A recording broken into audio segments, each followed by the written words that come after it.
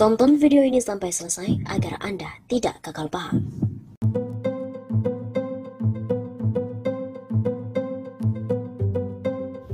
Sobat 651 Sapa, kembali lagi bersama dengan kami untuk mengulas fakta-fakta perpolitikan dan juga informasi terkini di tanah air.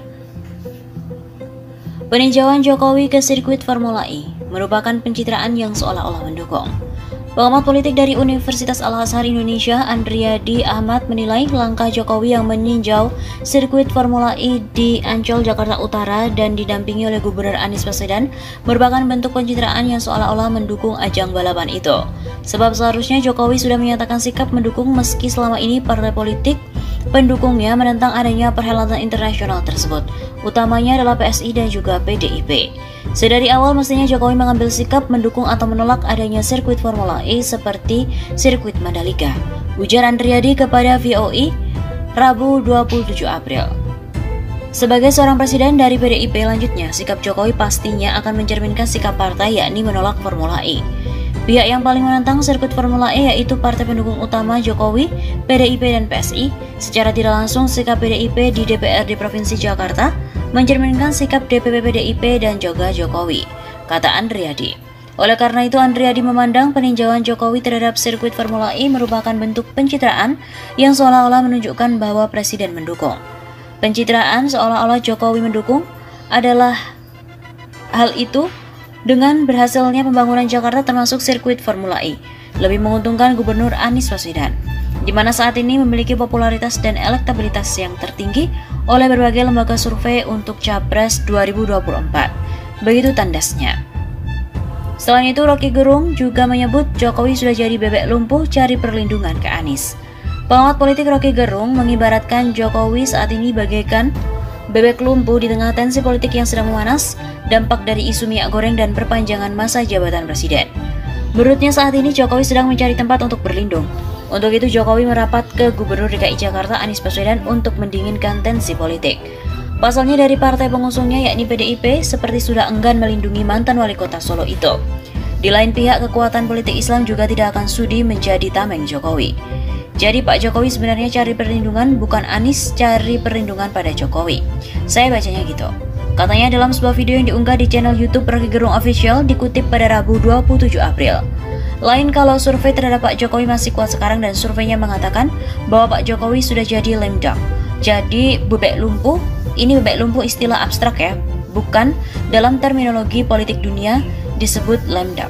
Begitu tutur Rocky Gerung.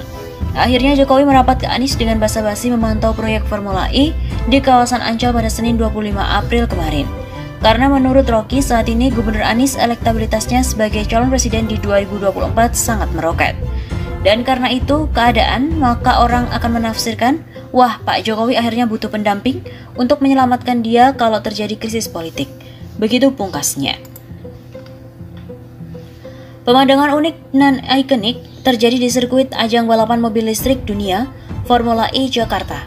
Presiden Jokowi mengunjungi lokasi tersebut ditemani dengan Gubernur DKI Jakarta Anies Baswedan. Foto momen saat mereka bercengkrama meninjau lokasi sirkuit pun bertebaran dan memicu reaksi publik, khususnya di media sosial.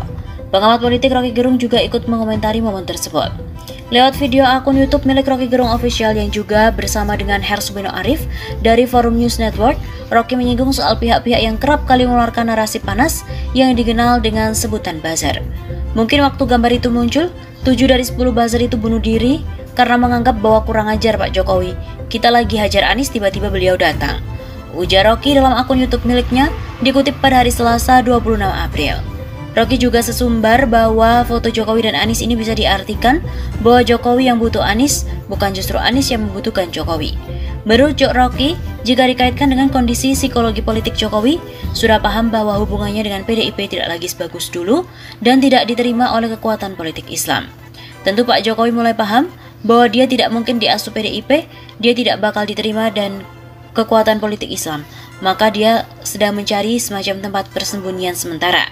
Anies merupakan kombinasi pikiran konseptual, kalangan kelas menengah dan politik Islam, ujar Rocky.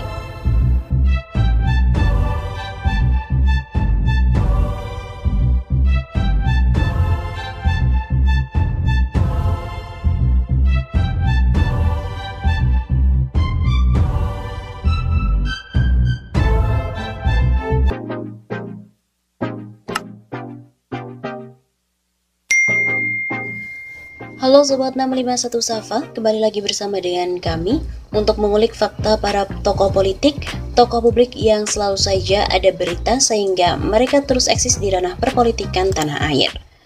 Terkini tentang Formula E yang akan digelar di Jakarta, ahli ekonomi mengatakan bahwa Jakarta akan untung besar-besaran karena adanya Formula E.